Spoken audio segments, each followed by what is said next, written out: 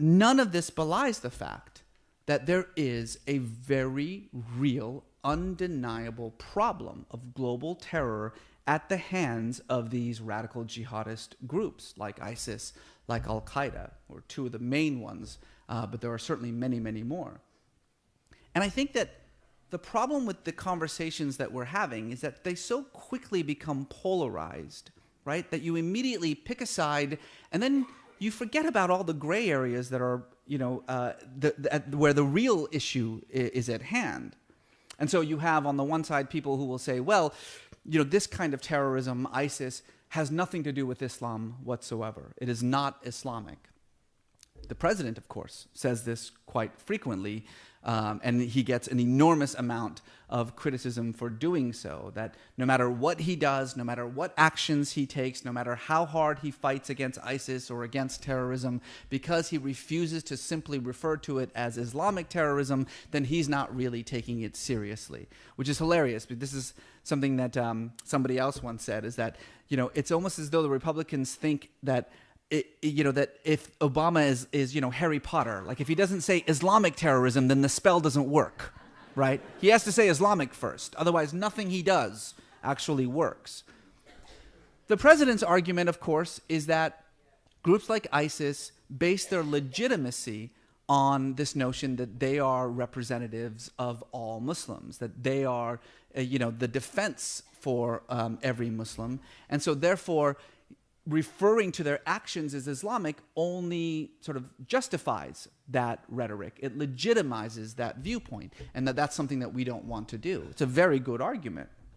But the notion that Islam and ISIS have nothing to do with each other is something that is absolutely contradicted by the other side of the argument, where it's not just that there's a relationship the two, it's that ISIS is Islamic, that's actually what it is, that Islam and ISIS are one and the same. And that if we could only just acknowledge that, then we could actually fight global terror much more effectively. The truth of the matter is that ISIS is Islamic because it says it's Islamic.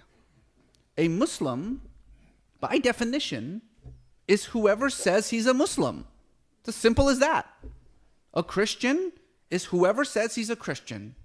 A Jew is whoever says he's a Jew. It's as simple as that. If you call yourself Muslim, Jewish, Christian, Buddhist, you are those things. And there's nobody else that gets to tell you that you are or you aren't. That's not how this works. And so if ISIS defines itself as Muslim, if it says that it is acting out in the name of Islam, we should take that seriously.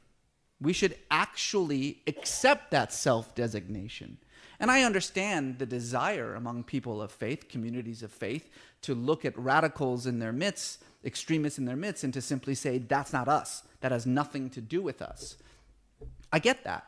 It's just not very helpful, because continuing to pretend that these actions have no religious basis whatsoever makes it that much harder for us to actually confront, makes it that much harder for people within those religious communities to actually fight back against those radicals. If you just simply say, this is not our problem because they are not us, then you're not actually addressing the issue itself. At the same time, what does it actually mean for ISIS to declare itself to be Muslim? What does that actually say? What is the significance of that? After all, as most of you know, the vast majority of ISIS's victims, by the tens of thousands, are also Muslims. Oh, and by the way, the people on the ground, the boots on the ground we keep talking about, who are fighting ISIS are Muslims.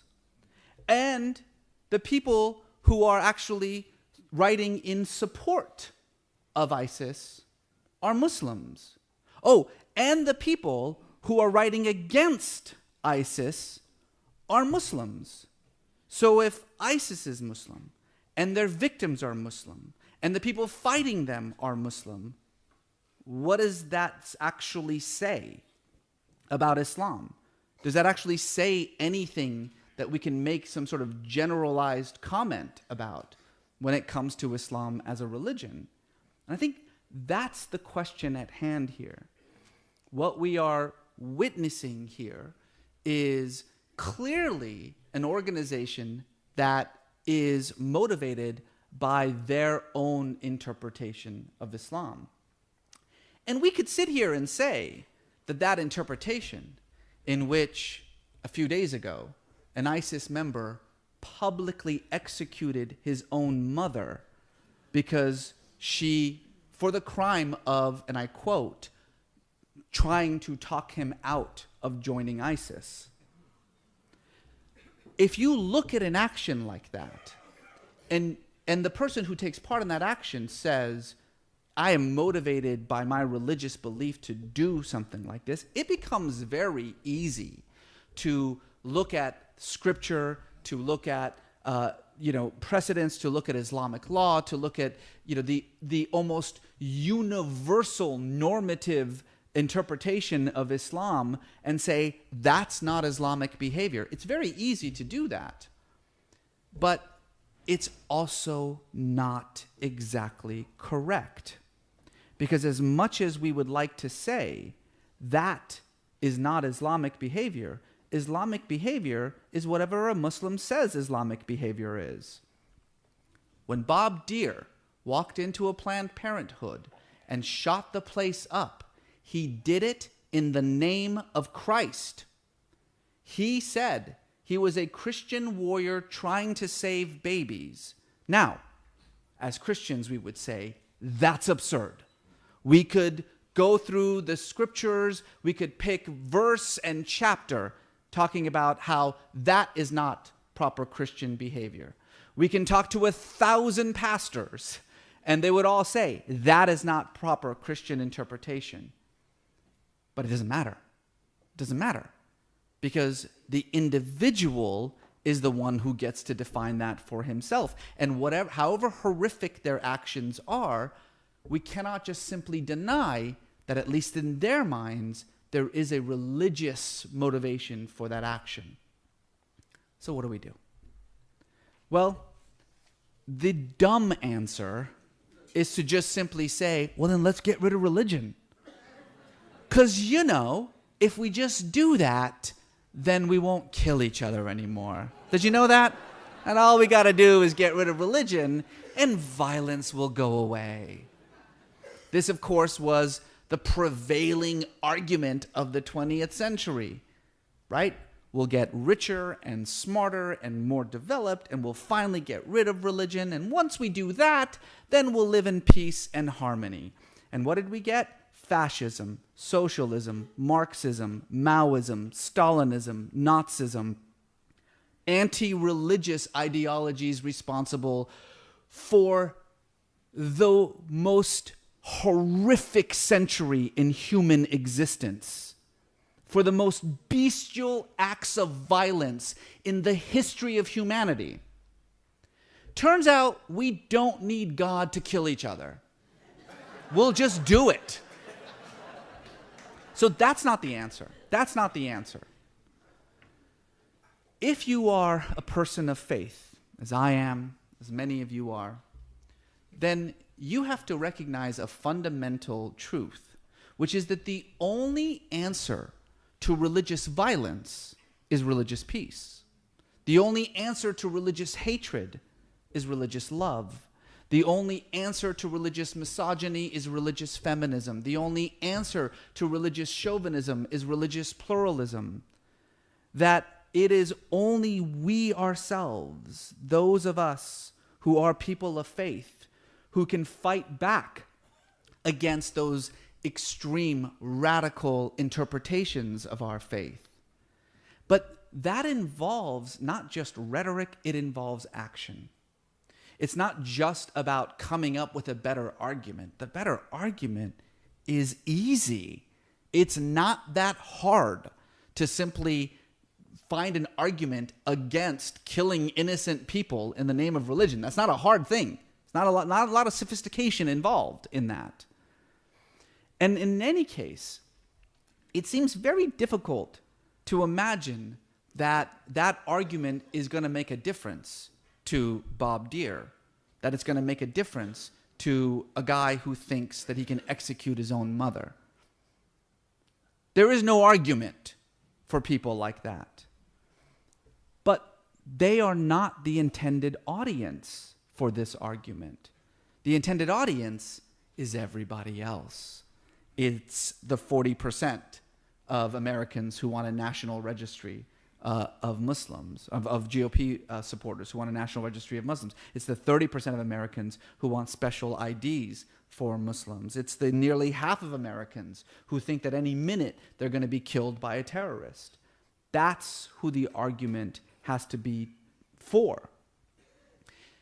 And that argument, as you've heard me say in this room half a dozen times, has to start with one fundamental truth, which is that data doesn't change minds. Data doesn't change minds.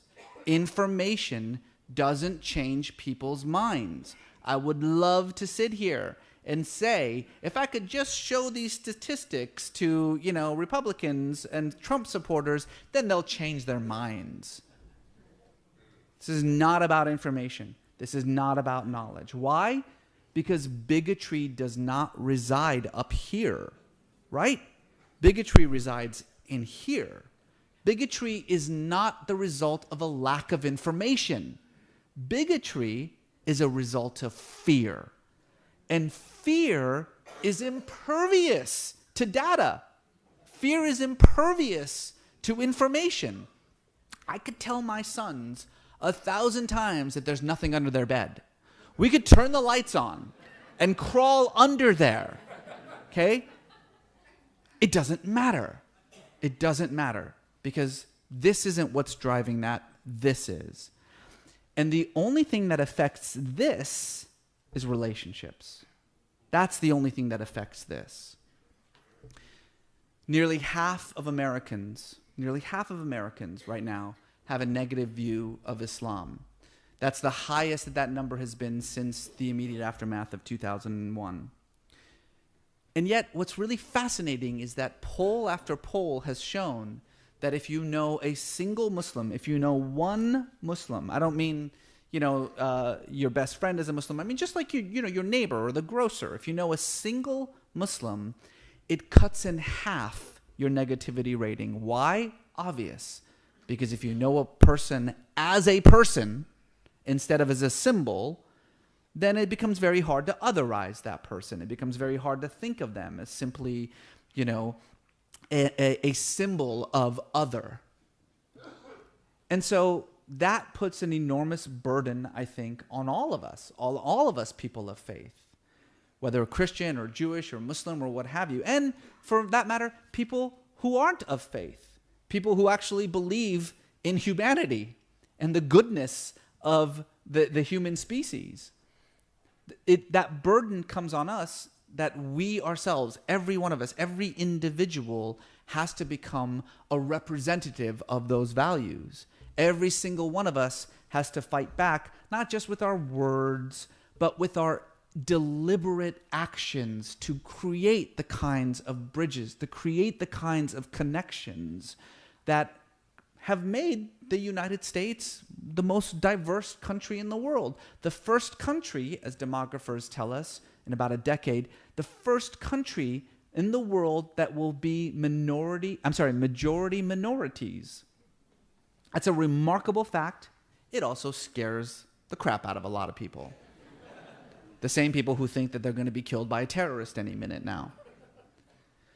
So my sort of call to all of us is that we recognize that the values that we hold as people of faith are values that have to be expressed in this world, now more than ever. That we have to be bold and loud with our values. That we have to make sure that the extremes don't speak for us, political extremes or religious extremes. And that the only way to do that is to raise our voices to the same pitch, to the same volume as the loud voices on the fringes. Amen? Amen. There we go. Thank you. Perfect. Do you want to talk about your new religion project at all? If anybody asks about Okay, it, sure. yeah.